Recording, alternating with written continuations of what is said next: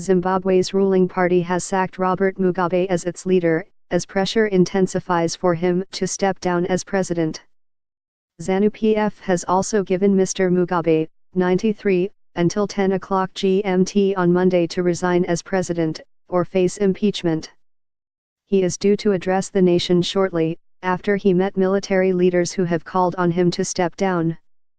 The military intervened last week, in an apparent attempt to block him from installing his wife as his successor. The First Lady, Grace Mugabe, and several other senior officials have been expelled from the party altogether. Tens of thousands of Zimbabweans attended street protests on Saturday, demonstrating against the Mugabes.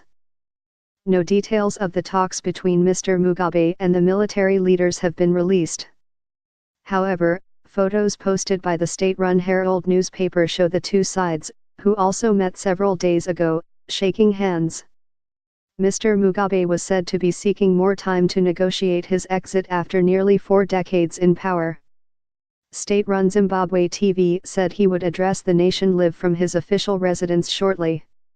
A number of sources close to the talks said Mr. Mugabe is poised to resign, but this has yet to be confirmed.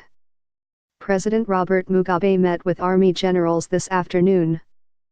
pic.twitter.com/m7eviqypjs. End of Twitter post by @HeraldZimbabwe. Cheering erupted when the decision to dismiss Mr. Mugabe as party leader was announced in Harare on Sunday. One senior official later told the BBC's Andrew Harding, "It's the dawn of a new era. Mugabe can go farming." ZANU-PF appointed ex-Vice President Emmerson Mnangagwa, who was fired by Mr. Mugabe 2 weeks ago, in his place.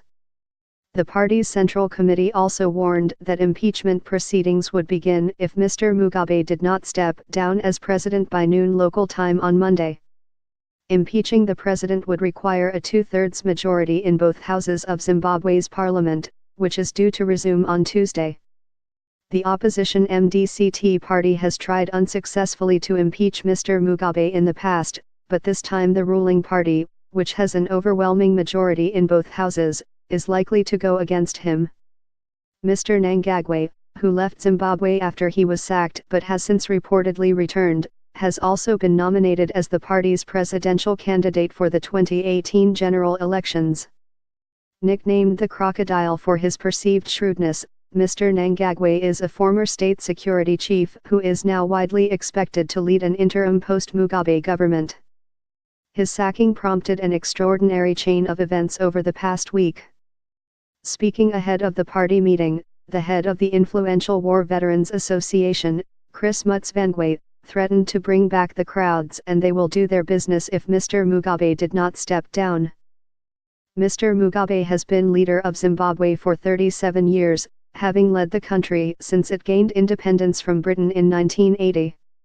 He has made just one public appearance since events unfolded, speaking at a university graduation ceremony on Friday. Are you in Zimbabwe? What is your reaction to the news that Robert Mugabe has been sacked as leader of ZANU-PF? Share your views and experiences by emailing havioursae@bbc.co.uk. Please include a contact number if you are willing to speak to a BBC journalist.